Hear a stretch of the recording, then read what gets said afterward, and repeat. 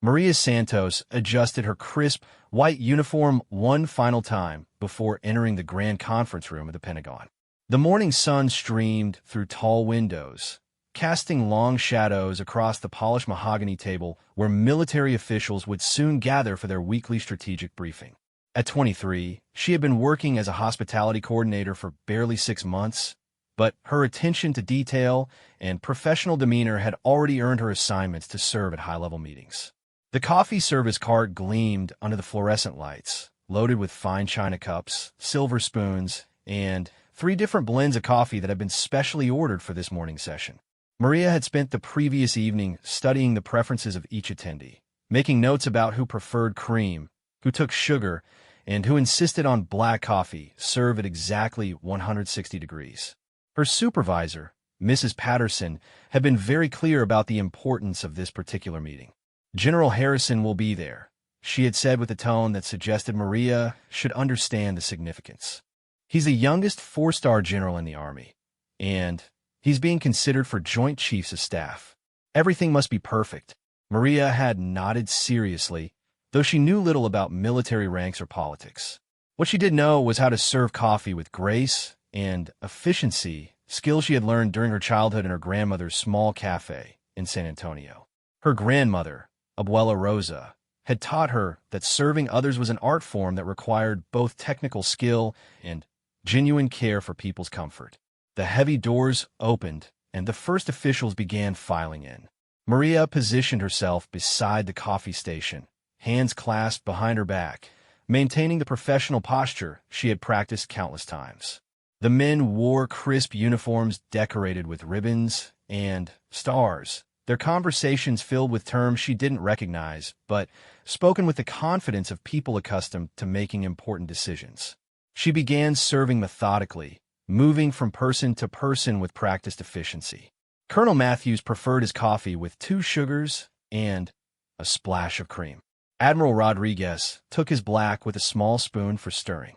Each interaction was brief, but cordial, with most officials offering polite thanks before turning back to their conversations about budget allocations and strategic initiatives. Then, General Harrison entered the room. Maria had seen photographs of him in the corridor outside, but seeing him in person was different. He stood taller than most men in the room, with graying temples that gave him a distinguished appearance despite being only 42 years old. His uniform was immaculate, and he carried himself with the quiet confidence of someone who had earned respect through years of dedicated service. What struck Maria most was how the atmosphere in the room shifted when he arrived. Conversations became more focused, posture straightened, and even the most senior officials seemed to defer to his presence. This was clearly a man who commanded natural authority. General Harrison took his seat at the head of the table and began reviewing a stack of documents. Maria approached with a coffee service, her training taking over despite feeling suddenly nervous. She had served hundreds of cups of coffee to important people, but something about this moment felt different. "Coffee, General?" she asked in her soft but clear voice. He looked up from his papers, and their eyes met. For a moment that seemed to stretch longer than it actually lasted, neither of them spoke. Maria noticed his eyes were a deep brown, almost amber in the morning light, and there was something in his expression she couldn't quite identify. Surprise, perhaps, or recognition, though she was certain they had never met. General Harrison seemed frozen, his pen hovering over the document he had been signing. The conversations around the table continued, but Maria felt as though she and the general existed in a separate space, isolated from the activity surrounding them. "Yes," he said finally, his voice quieter than she had expected. "Black, please." Maria's hands remained steady as she poured, though her heart had begun beating faster. She was accustomed to serving coffee under pressure, but this felt different from anything she had experienced. The general continued watching her as she worked, and she found herself being more careful than usual, ensuring not a single drop spilled. "Thank you," he said when she finished, accepting the cup from her hands. Their fingers brushed briefly during the exchange, and Maria felt an unexpected warmth that had nothing to do with the coffee. "You're welcome, sir," she replied, maintaining her professional demeanor despite the unexpected flutter in her chest. As she moved away to continue serving others, Maria could feel the general's gaze following her. She completed her rounds efficiently, but found herself acutely aware of his presence throughout the process. When she glanced back toward the head of the table, she discovered he was still watching her, though he quickly returned his attention to his documents when their eyes met again. The meeting began in earnest, with various officials presenting reports and discussing strategic matters that were far beyond Maria's understanding or security clearance. She remained stationed near the coffee service, ready to refill cups or address any needs that might arise, but her attention kept drifting to General Harrison. He participated actively in the discussions, asking pointed questions and offering insights that clearly demonstrated his expertise. His voice was authoritative but not dominating, and Maria noticed how other officials listened carefully when he spoke. Despite his obvious importance and power, there was something approachable about his manner that contrasted with some of the more rigid personalities in the room. During a brief recess, several officials approached the coffee station for refills. General Harrison remained seated, but Maria noticed he had emptied his cup. Professional duty overcame her nervousness, and she approached his chair with a coffee pot. "Another cup, General? Please," he said, looking up at her again with that same intense attention. "I don't believe we've met formally.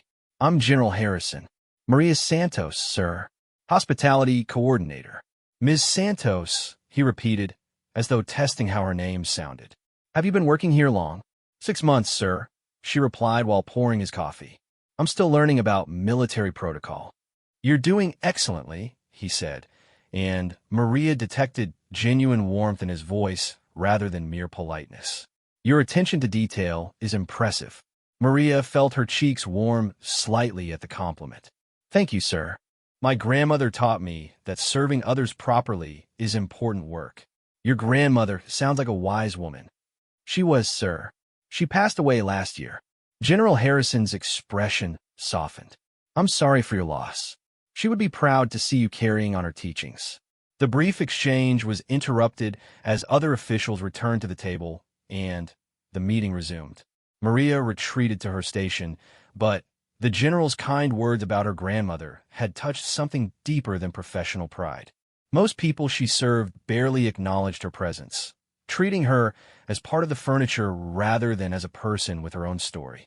As the morning progressed, Maria found herself observing General Harrison with growing interest. During heated discussions about budget cuts, he advocated strongly for programs that supported military families and veteran services. When younger officers presented ideas, he listened with genuine attention rather than dismissing them due to their junior status. His leadership style seemed to be built on respect rather than intimidation. At one point, a junior aide accidentally spilled water near the general's papers. The young man looked mortified, clearly expecting harsh criticism. Instead, General Harrison simply helped clean up the spill and assured the aide that accidents happen. The incident lasted only moments, but Maria observed how the general's response put the young man at ease rather than adding to his embarrassment. These small observations painted a picture of a leader who, despite his high rank and obvious authority, remained fundamentally decent and considerate. Maria had encountered enough powerful men in her months at the Pentagon to recognize that such qualities were not universal among those in positions of authority. When the meeting concluded, officials began filing out while discussing various aspects of what had been covered. General Harrison remained seated, organizing his papers methodically. Maria began clearing the coffee service, stacking cups and saucers with practiced efficiency. "Ms. Santos," the general called as she worked. "Yes, sir. The coffee was excellent this morning. Please pass my compliments to whoever prepared it." "I'll be sure to do that, sir." He stood and gathered his materials, but hesitated before leaving. "I hope we'll have the opportunity to meet again soon." "I serve coffee at most of the senior staff meetings, sir." "Good," he said with what Maria could have sworn was a slight smile. "Very good." After he left, Maria continued cleaning up, but her thoughts kept returning to their brief interactions. There had been something in his manner, something in the way he had looked at her that suggested their exchange had affected him as much as it had affected her. The idea seemed impossible given the vast differences in their positions and backgrounds, but the feeling persisted. Mrs. Patterson appeared as Maria finished loading the coffee service cart. "How did everything go this morning?" "Very smoothly, ma'am. All the officials seemed pleased with the service." "Excellent. General Harrison specifically requested that you handle coffee service for next week's meeting as well." Maria's pulse quickened. "He did?" "Yes, which is quite unusual. Most generals don't pay attention to hospitality staff, let alone make specific requests. You must have made quite an impression." As Maria wheeled the cart back toward the kitchen, she reflected on the morning's events. Something significant had happened during those brief moments when she had served General Harrison his coffee, something that went beyond routine professional interaction. She couldn't name exactly what it was, but she knew their paths would cross again soon. That evening, Maria called her mother in San Antonio to share news about her work. She mentioned serving coffee to important military officials, but found herself hesitating when it came to describing her encounter with General Harrison. How could she explain the inexplicable moment when their eyes had met, or the way he had seemed genuinely interested in her as a person rather than simply as someone performing a service? "You sound different, Mija," her mother said perceptively. "Something good happened today." "Maybe," Maria admitted. "I'm not sure yet." "Trust your instincts, Maria. Your abuela always said you had good intuition about people."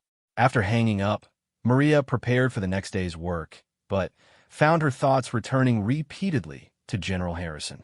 She replayed their conversations, analyzing every word and gesture for hidden meaning. Perhaps she was reading too much into what had been simple professional courtesy, but something deep inside suggested otherwise.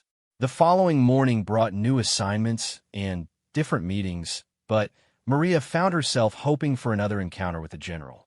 She caught glimpses of him occasionally in the corridors, always surrounded by aides and junior officers, always focused on important matters that required his attention. On Thursday afternoon, while Maria was restocking supplies in one of the smaller conference rooms, General Harrison appeared in the doorway. He wasn't in uniform this time, instead wearing civilian clothes that made him appear somehow more approachable. "Ms. Santos," he said, seeming slightly surprised to find her there. "General Harrison, sir. I was just finishing the setup for tomorrow morning's budget review." "Of course." He entered the room and closed the door behind him, which immediately made Maria more conscious of being alone with him. "I wanted to thank you again for your excellent service this week." "It's my job, sir, but I appreciate your kindness." "I've been thinking about what you said regarding your grandmother," he continued, "about serving others being important work. That philosophy aligns with why many of us choose military service." Maria found herself relaxing despite the unusual situation. "My grandmother believed that taking care of people, even in small ways, was how we show respect for their dignity." That's a profound way to view hospitality work. General Harrison leaned against the conference table, his posture more casual than she had seen before. "Tell me, what brought you to work at the Pentagon?" "I needed a job with good benefits," Maria answered honestly. "My mother has health issues, and the insurance here helps cover her medical expenses." "Family obligations," he said with understanding. "I respect that level of responsibility." They talked for several more minutes about her background, her education, and her goals for the future. Maria found herself speaking more openly than she normally would with someone so far above her in the organizational hierarchy. But General Harrison's question seemed genuinely interested rather than merely polite. "I should let you get back to your preparations," he said eventually. "But I hope we can continue this conversation soon." "I'd like that, sir." After he left, Maria realized they had been talking for nearly 20 minutes about topics that had nothing to do with coffee service or military business. The conversation had felt natural and comfortable, as though they were simply two people getting to know each other rather than a general and a hospitality worker. That evening, Maria found herself thinking about the future differently than she had before. Working at the Pentagon had always been a practical decision, a way to earn steady income and provide for her mother's needs. But her interactions with General Harrison had opened up possibilities she hadn't previously considered. Perhaps there were opportunities for advancement within the organization, ways to contribute more meaningfully to important work while still honoring her grandmother's teachings about service. Perhaps her time at the Pentagon could become more than just a job, but a genuine career that would allow her to grow both professionally and personally. Friday morning arrived with the scheduled budget review meeting. Maria prepared the coffee service with even more care than usual, though she told herself it had nothing to do with knowing General Harrison would be in attendance. When he entered the conference room, their eyes met immediately, and he offered what was unmistakably a warm smile. "Good morning, Miss Santos." "Good morning, General." As she served his coffee, he said quietly, "I've been looking forward to this meeting all week." The words could have referred to the important budget discussions on the agenda, but something in his tone suggested otherwise. Maria felt her heart skip slightly as she realized that perhaps, impossibly, General Harrison had been thinking about their interactions as much as she had been thinking about his. 3 weeks had passed since that first memorable morning when Maria Santos had served coffee to General Harrison and felt the world shift slightly on its axis. What had begun as a routine assignment had evolved into something neither of them had anticipated or could easily define within the rigid structure of military protocol. Maria arrived at work each morning with a mixture of anticipation and nervous energy. Her professional duties remained the same, but every interaction with General Harrison seemed to layer additional complexity onto what should have been straightforward hospitality service. Their conversations had grown longer and more personal despite the formal setting and the constant presence of other military officials. The general had begun arriving at meetings earlier than necessary, often finding reasons to linger in conference rooms where Maria was setting up coffee service.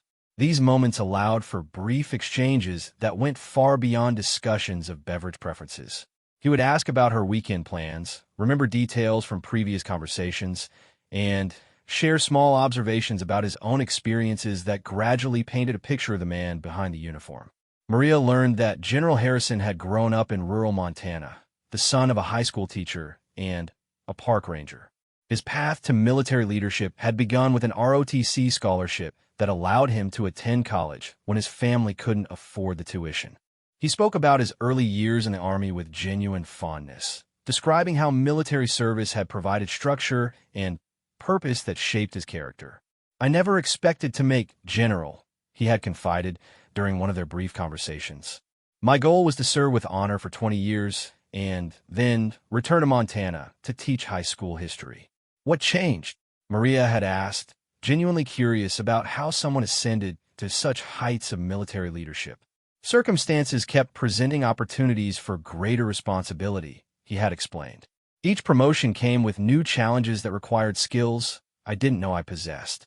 Eventually, I realized that leadership isn't about seeking power, but about accepting the obligation to serve others more effectively."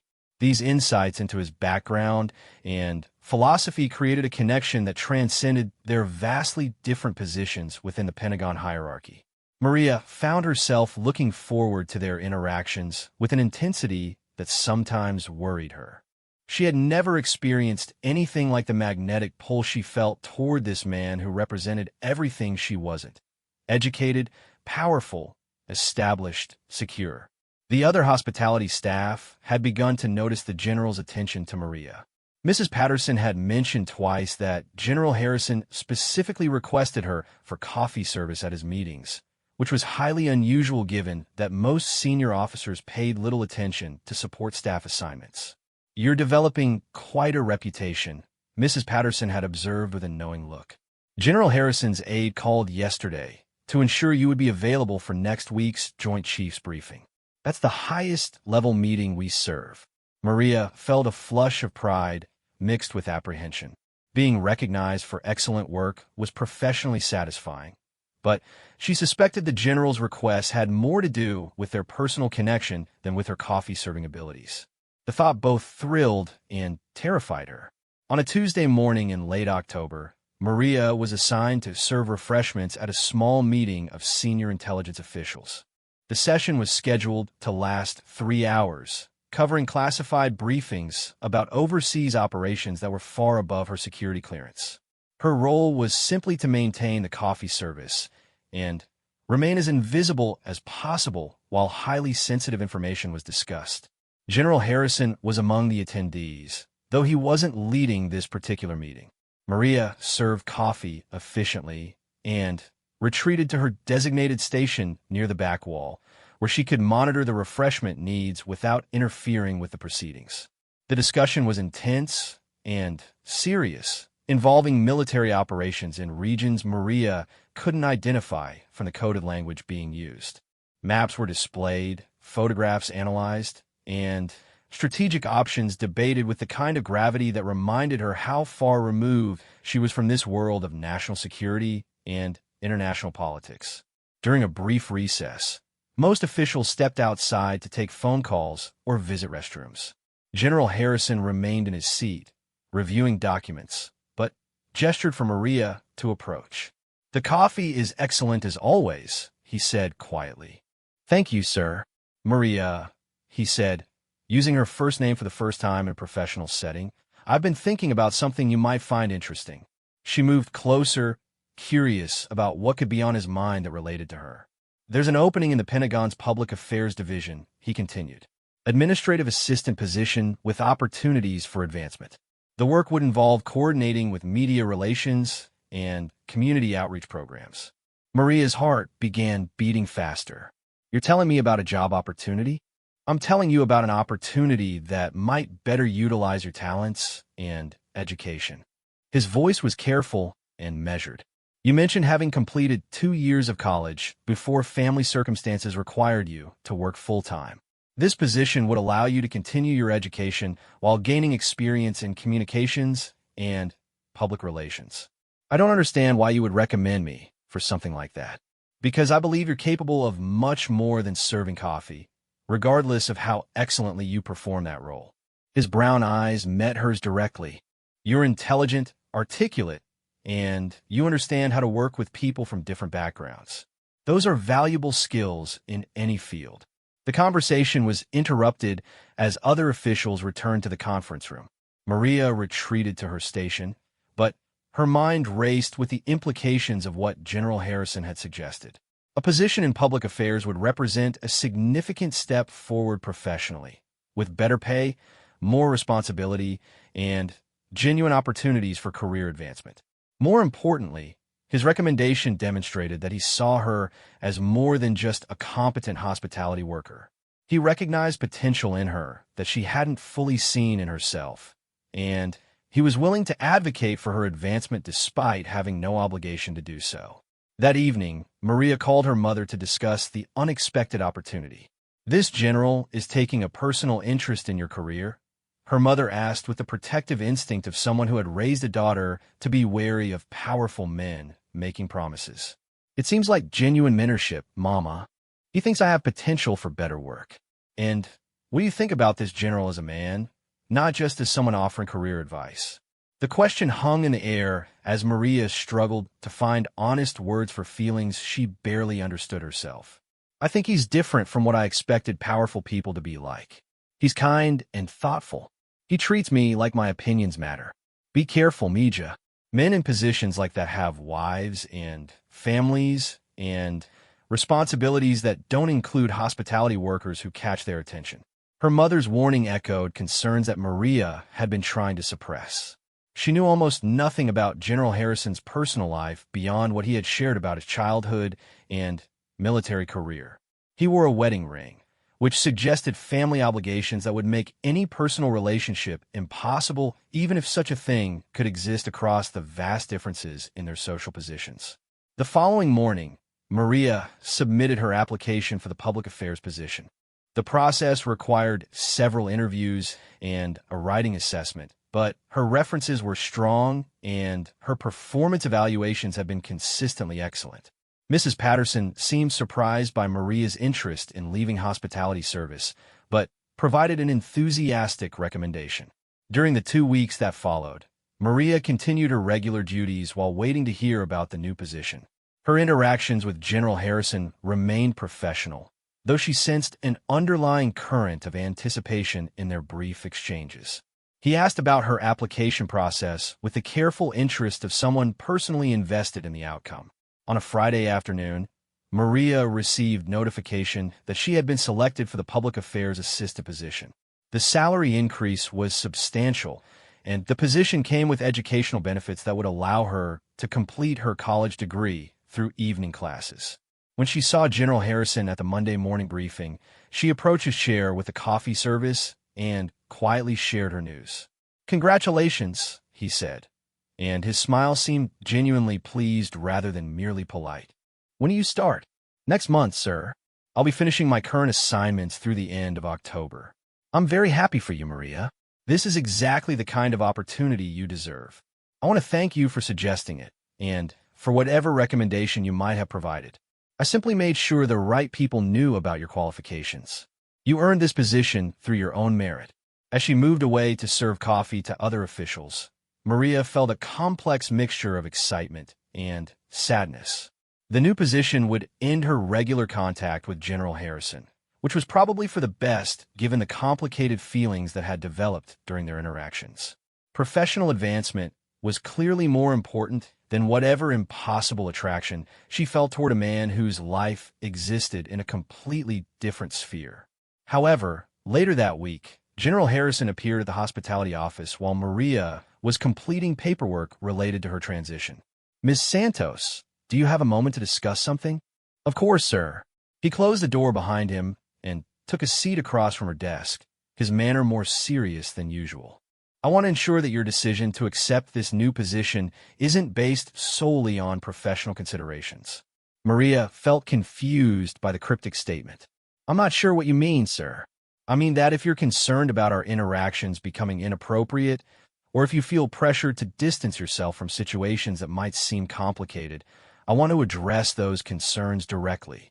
Heat rose in Maria's cheeks as she realized he was acknowledging the undercurrent of attraction that had been building between them. "General, I'm not sure this is something we should discuss."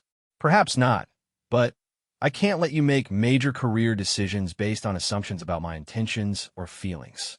He leaned forward slightly. "Maria, I want you to know that my interest in your professional development is genuine and entirely separate from my personal admiration for you."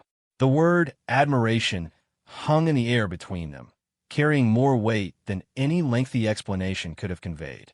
"I appreciate your mentorship, sir, but I think it's best if I focus on the new position and the opportunities it represents." "I agree completely," he said, "but I also want you to know that my respect for you goes beyond your professional capabilities." They sat in silence for several moments, both recognizing that something significant had been acknowledged without being explicitly stated. Maria felt her heart racing, but also felt the weight of practical considerations that made any deeper connection impossible. "I need to ask you something," she said finally. "Are you married?" "I was," he replied quietly. "My wife died 3 years ago in a car accident. We didn't have children." The revelation hit Maria like a physical blow. She had assumed his wedding ring indicated current family obligations that would complicate any personal interest he might have in her. Learning about his loss recontextualized everything she had observed about his character and his careful, respectful approach to their interactions. "I'm so sorry," she said, meaning it completely. "Thank you. It's been a difficult adjustment, but I've learned to focus on work and service as ways to honor her memory." "Is that why you still wear your ring?" "Yes. It reminds me of promises I made and values I want to maintain, regardless of how my circumstances have changed." Maria understood that he was telling her something important about his character and his approach to relationships. Even in widowhood, he remained committed to the principles that had guided his marriage. "Your new position will involve some coordination with my office," he said, changing the subject back to professional matters. "I look forward to working with you in that capacity." "I'll do my best to meet your expectations, sir." "I have no doubt about that." He stood to leave, then paused at the door. "Maria, I hope you know that recommending you for this position wasn't about finding ways to maintain contact with you. It was about recognizing talent that deserves better opportunities." "I believe that, sir, and I'm grateful for your confidence in my abilities." After he left, Maria sat quietly contemplating how dramatically her understanding of the situation had shifted. General Harrison wasn't a married man developing inappropriate feelings for a subordinate employee. He was a widower who had recognized potential in her professional capabilities while also acknowledging a personal connection that complicated their interactions. The distinction mattered enormously in terms of both ethics and possibilities, but it also made her feelings for him more complex rather than simpler. His loss explained the gentle sadness she had sometimes observed in his eyes, and his continued commitment to his late wife's memory demonstrated the depth of character she had sensed from their first meeting. As Maria prepared for her final weeks in hospitality service, she found herself thinking about the future with a mixture of anticipation and uncertainty. The new position would provide opportunities for growth and advancement she had never imagined when she first started working at the Pentagon. It would also place her in a professional context where occasional interaction with General Harrison would be natural and appropriate. Whether anything beyond professional respect would develop between them remained unclear. But for the first time since their paths had crossed, Maria felt that such possibilities weren't entirely impossible. His revelation about his personal circumstances had changed the fundamental equation of their relationship, opening doors that had previously seemed permanently closed. Her grandmother's teachings about serving others with dignity and respect had brought her to this point in her life. Perhaps those same principles would guide her through whatever came next, whether in her new career or in her complicated feelings for the man who had seen potential in her that she was only beginning to recognize in herself. Maria's first month in the Pentagon's Public Affairs Division exceeded her highest expectations. The work challenged her intellectually in ways that serving coffee never could, requiring her to draft press releases, coordinate with journalists, and assist with community outreach programs that connected military families with local resources. Her supervisor, Colonel Jennifer Walsh, proved to be an excellent mentor who encouraged Maria to contribute ideas rather than simply execute assigned tasks. The position also provided her first real glimpse into the broader mission of the Department of Defense beyond the strategic meetings she had observed from her hospitality role.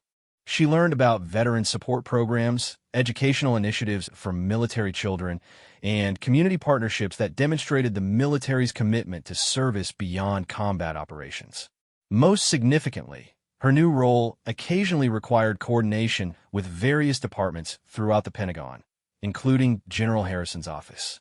These interactions were strictly professional, involving scheduling interviews, arranging facility tours for visiting dignitaries, or coordinating logistics for public events.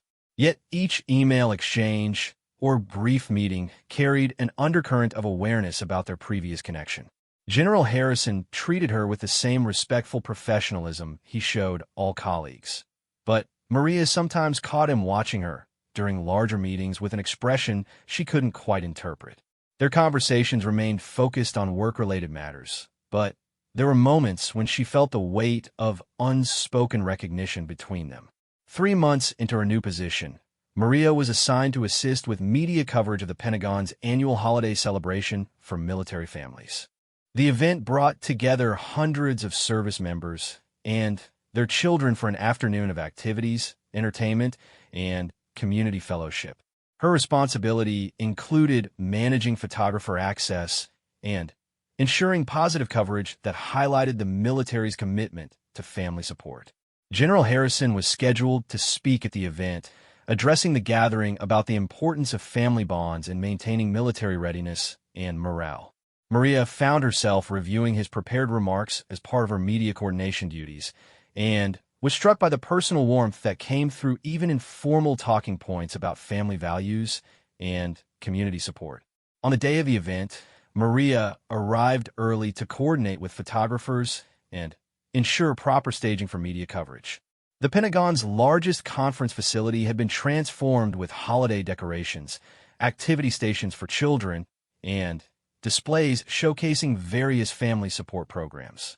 General Harrison appeared an hour before the scheduled start time, reviewing his notes while Maria finalized arrangements with the media team. He wore his dress uniform, decorated with the ribbons and insignia that represented decades of distinguished service, but his attention seemed focused on the families beginning to arrive rather than on the formal ceremonies ahead. "Ms. Santos," he said, approaching her station near the media check-in area. "How are the preparations progressing?" "Very smoothly, sir. We have excellent coverage arranged, and the photographers understand the guidelines for family privacy." "Good. I want to ensure the focus remains on celebrating these families rather than creating photo opportunities for military leadership." "That's exactly the approach we've planned, sir." As they spoke, a commotion near the entrance drew their attention. A young mother was trying to manage 3 small children while carrying bags and attempting to register for the event. The youngest child, perhaps 2 years old, was crying loudly while his older siblings ran in different directions despite their mother's increasingly frazzled attempts to maintain control. Without hesitation, General Harrison excused himself from his conversation with Maria and approached the struggling family. She watched as he knelt down to the crying toddler's level and began speaking in a gentle voice that immediately captured the child's attention. Within moments, the little boy had stopped crying and was looking at the general with wide-eyed fascination. "Are you a real soldier?" one of the older children asked with the bold curiosity typical of 6-year-old boys. "I am," General Harrison replied seriously. "And I can tell that you're going to be brave soldiers too when you grow up." He helped the mother organize her belongings and guided the family through the registration process, maintaining the children's attention with questions about their favorite activities and gentle jokes that made them giggle. His aide approached to remind him about pre-event briefings, but the general waved him away with a gesture indicating that helping this family was more important than official preparations.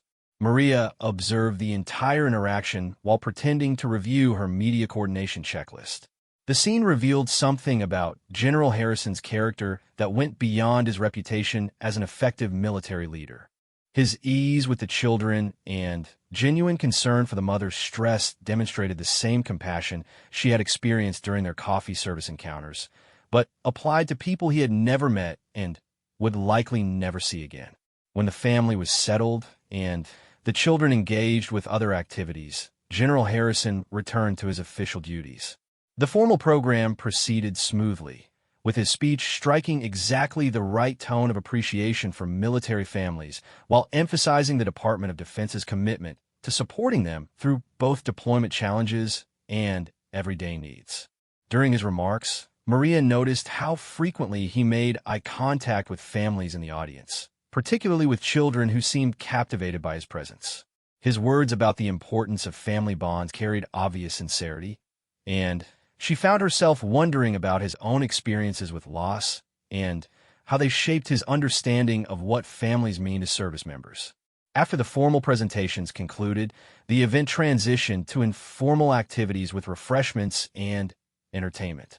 Maria continued her media coordination duties, but found herself observing General Harrison as he moved through the crowd. He seemed genuinely comfortable interacting with spouses and children, remembering names from previous conversations, and asking specific questions about family activities and challenges. "He's remarkable with families," Colonel Walsh observed, appearing beside Maria as they both watched the general helping a group of children with a craft activity. "Yes, ma'am. He seems very natural with them. It's especially impressive considering his personal circumstances," Colonel Walsh continued. "I understand he and his late wife were never able to have children, but he's become something of an unofficial advocate for military family programs." The information added another layer to Maria's understanding of General Harrison's character. His dedication to supporting military families took on deeper meaning, knowing about his own loss and unrealized dreams of parenthood.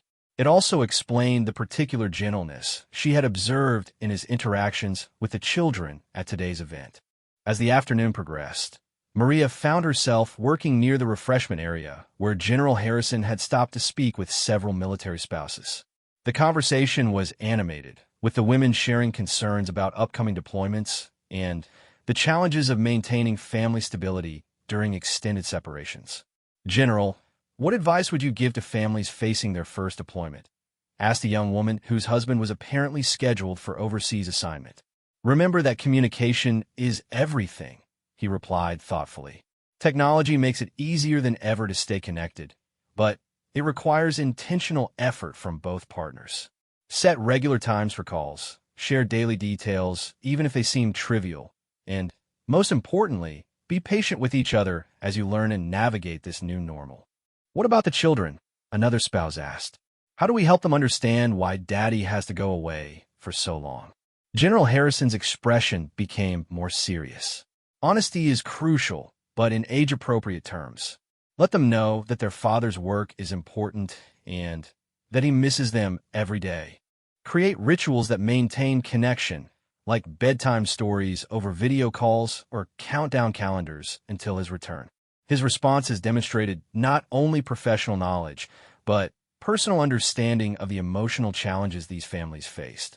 Maria realized that his advocacy for family support programs wasn't abstract policy work, but grew from genuine empathy for people dealing with circumstances he understood intimately, even though his own losses were different from theirs.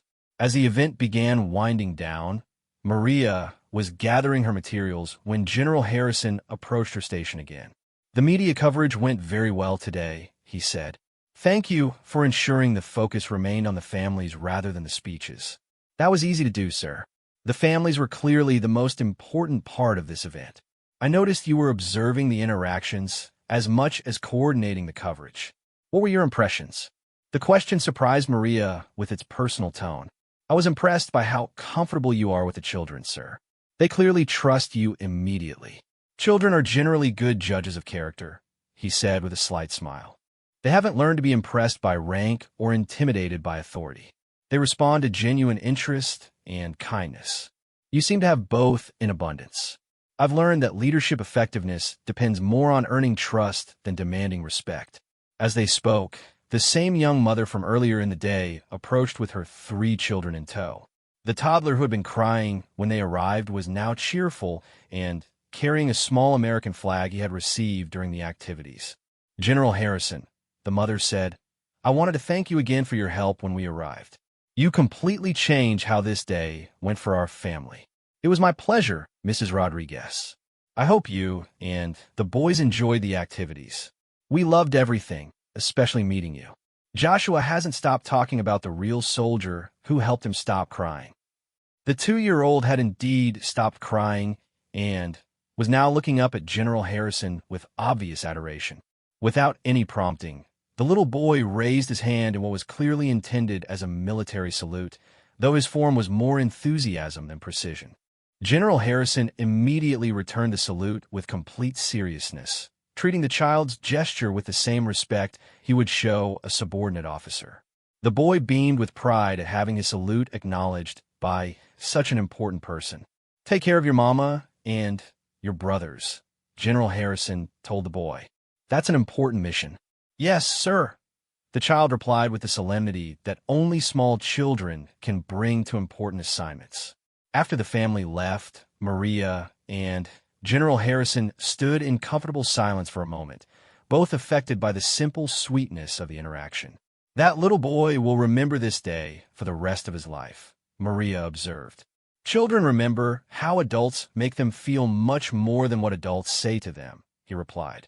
Making him feel important and valued cost me nothing, but might shape how he thinks about service and leadership for years to come. The insight revealed something fundamental about General Harrison's approach to leadership and life. He understood that influence operated through countless small interactions rather than through grand gestures or formal authority.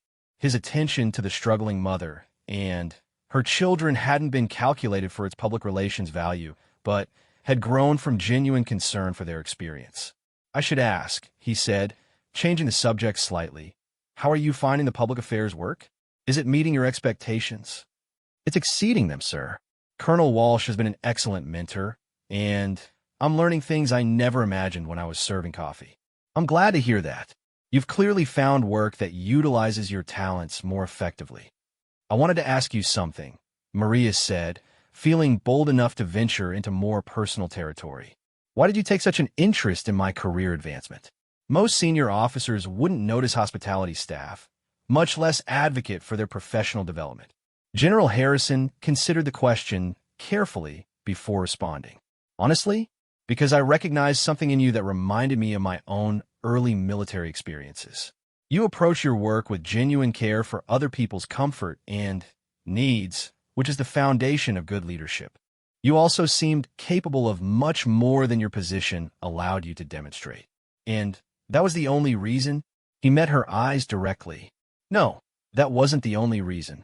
But it was the reason that mattered for your professional advancement. The admission hung between them, acknowledging without explicitly stating the personal dimension of his interest in her welfare. Maria felt her heart rate increase, but also felt the complexity of their situation more acutely than ever. "Maria," he said quietly, using her first name again, "I hope you understand that my personal feelings haven't influenced my professional recommendations regarding your capabilities." "I believe that, sir. But I also think it's becoming harder to separate those different aspects of our interactions." "You're right about that," he agreed, "which is why I want to suggest something that might seem unusual." Maria waited, uncertain what he might propose. "Would you be interested in having dinner sometime? Not as colleagues discussing work, but as two people who would like to know each other better." The invitation was exactly what Maria had been hoping for, and exactly what she feared most. Accepting would cross professional boundaries and enter territory where the differences in their backgrounds and positions might prove insurmountable. Declining would preserve appropriate boundaries, but sacrifice the possibility of exploring what had been building between them. "I would like that very much," she heard herself saying before her practical considerations could override her honest feelings. "Good," he said, and his smile was warmer than any she had seen from him before. "I'll call you early next week to arrange something appropriate." As Maria finished her responsibilities and prepared to leave the Pentagon that evening, she reflected on how dramatically her life had changed in the months since she first served coffee to General Harrison. The professional advancement alone represented opportunities she had never imagined, but the personal connection that had developed added dimensions of possibility and uncertainty that made her future feel both exciting and unpredictable. Her grandmother's wisdom about serving others with dignity had led her to this point, but whatever came next would require different kinds of courage and wisdom. The man who had first caught her attention by freezing when their eyes met was now inviting her into his personal life, offering possibilities that seemed both wonderful and terrifying. Maria knew that accepting his dinner invitation would change everything between them, moving their relationship into territory where professional considerations would be secondary to personal feelings. The prospect thrilled her, but it also made her acutely aware of how much she still didn't know about navigating relationships with someone whose life experiences were so different from her own. As she drove home that evening, Maria found herself thinking about the look of genuine happiness that had crossed General Harrison's face when she accepted his invitation. Whatever challenges lay ahead in exploring their connection, that look had been worth all the uncertainties it represented. 3 days later, General Harrison called Maria at her Pentagon office to arrange their dinner. His voice carried the same professional tone he used for work-related conversations, but there was an underlying warmth that made her stomach flutter with nervous anticipation. "I was thinking Friday evening, if that worked for your schedule," he said. "There's a restaurant in Old Town Alexandria that I think you'd enjoy. Nothing too formal, but quiet enough for conversation." "That sounds perfect," Maria replied, though she immediately began worrying about what to wear to dinner with a 4-star general. "Should I meet you there? I'll pick you up, if that's comfortable for you."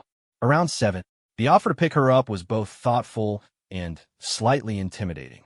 Having General Harrison see her modest apartment would emphasize the differences in their backgrounds more starkly than meeting at a restaurant.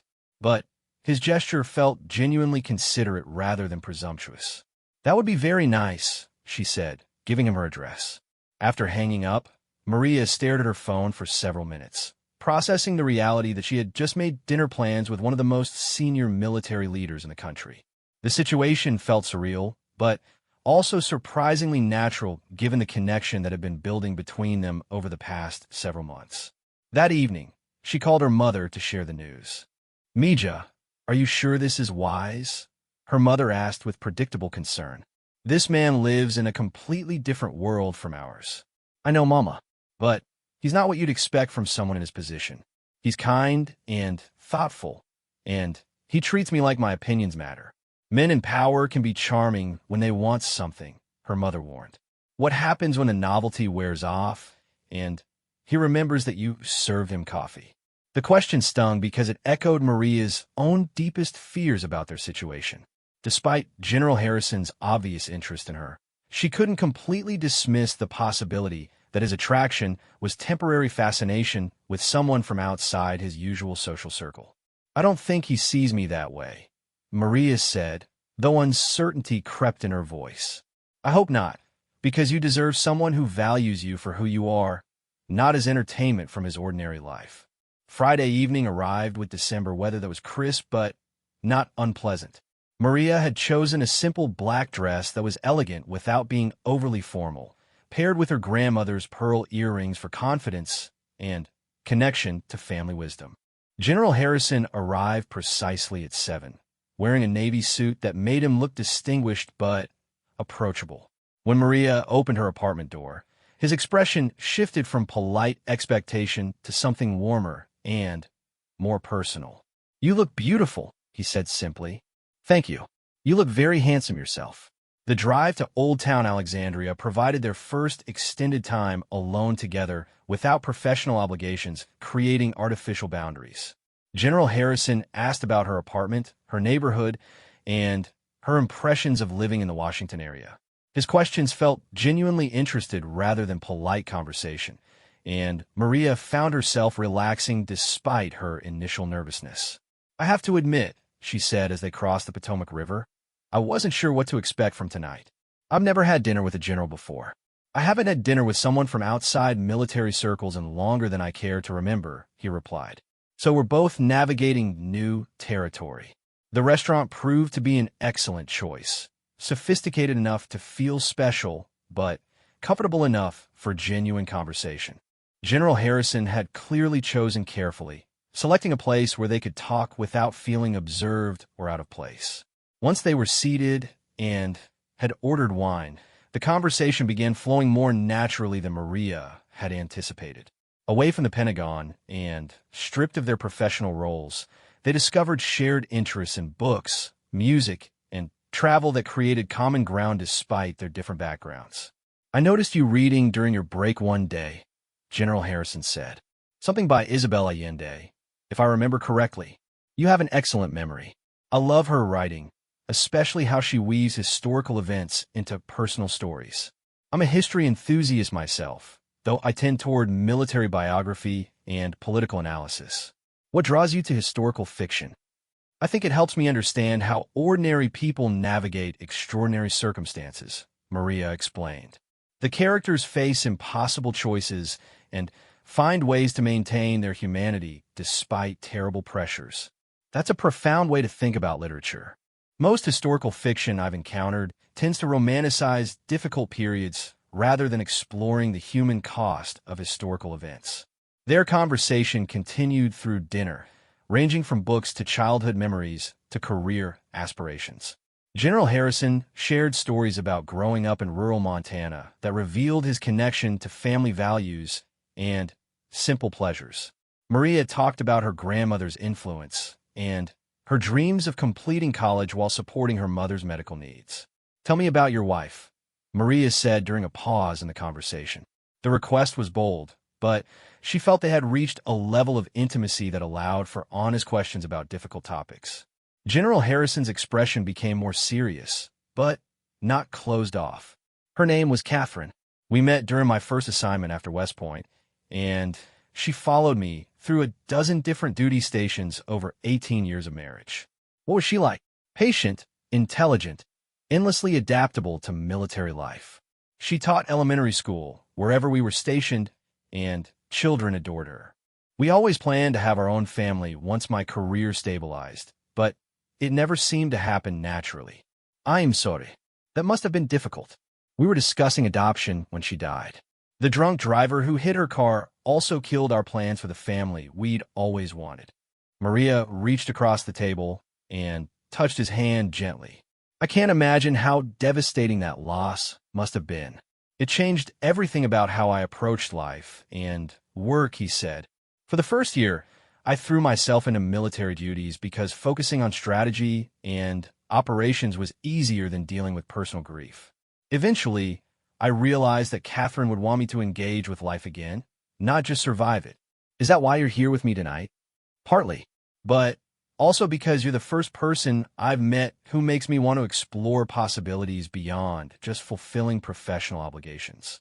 The admission created a moment of emotional intimacy that surprised them both with its intensity. Maria felt the weight of being the first woman to capture his interest since his wife's death, while General Harrison seemed to be acknowledging feelings he hadn't expected to experience again. Are you worried about the differences in our backgrounds? Maria asked, voicing the concern that had been nagging at her since accepting his invitation. I'd be lying if I said those differences don't create complications, he replied honestly. But I'm more interested in who you are as a person than in what career you've had or what neighborhood you grew up in. My mother thinks you might lose interest once the novelty wears off. General Harrison considered this carefully before responding. Your mother sounds protective, which suggests she raised you well. But I hope you'll judge my intentions based on how I treat you rather than on assumptions about what motivates men in my position. How should I judge your intentions? Give me time to demonstrate them through consistent respect, genuine interest in your thoughts and feelings, and support for your goals regardless of how they relate to my own life. The conversation continued over dessert and coffee, with both of them seeming reluctant to end the evening.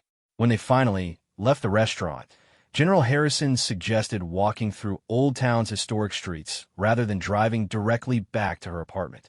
The December evening was clear and cold, with Christmas decorations creating a festive atmosphere that made their walk feel like something from a romantic movie.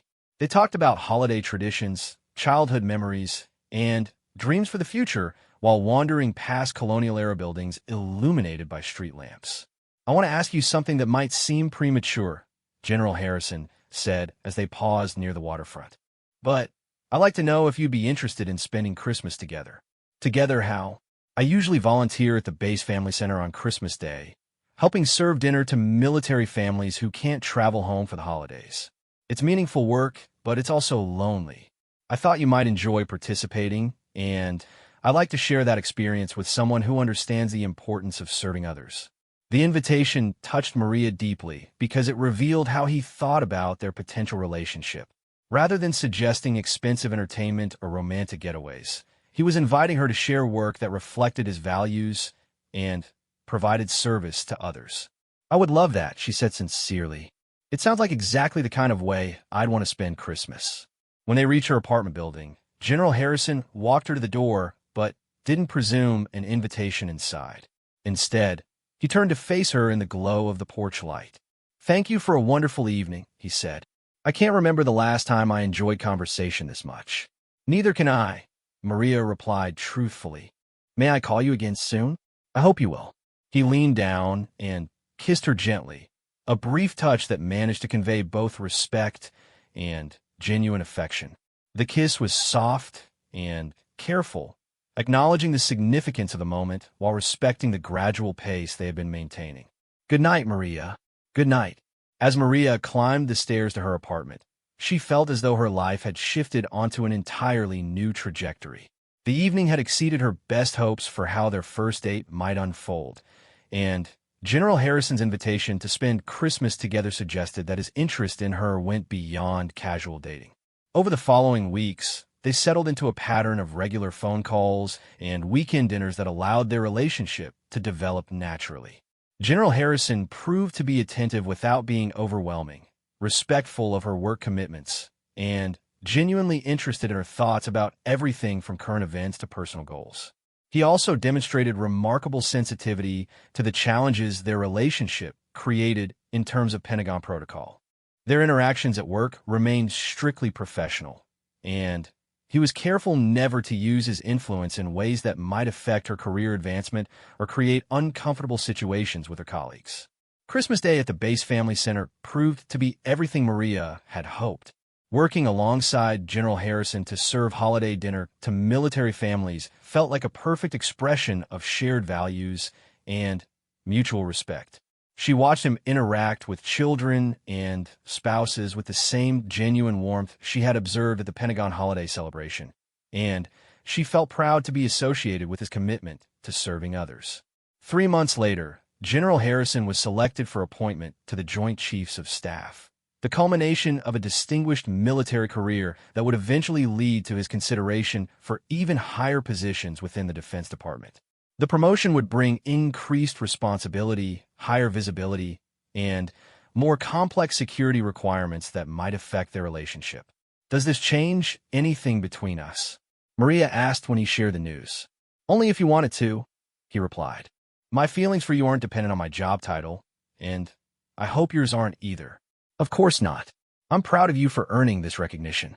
Then we'll figure out whatever adjustments we need to make together."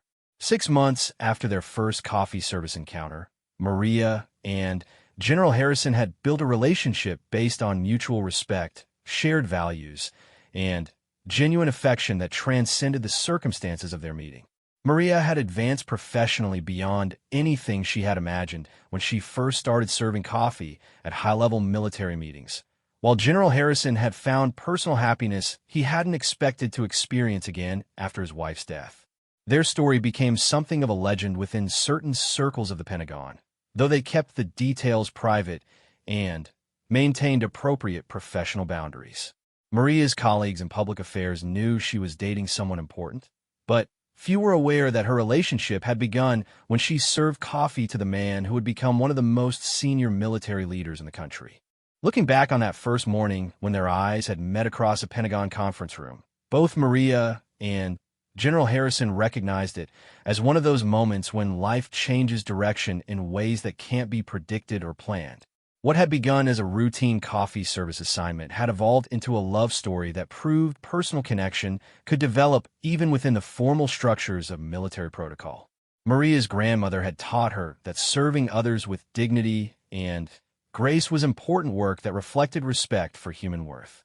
Those lessons had prepared her not only for professional success, but for recognizing the character and values that made General Harrison someone worthy of her love and trust. As for General Harrison, his willingness to see potential in a young woman serving coffee had led him to discover that leadership and love operated according to similar principles. Both required patience, respect, genuine care for others' welfare. Their relationship continued to grow and deepen, built on the solid foundation of mutual respect and shared values that had attracted them to each other from that first frozen moment when a simple coffee service assignment had changed both their lives forever. What had begun with her catching his eye had evolved into something much more significant. Two people finding in each other the possibility of a future neither had expected, but both had come to treasure.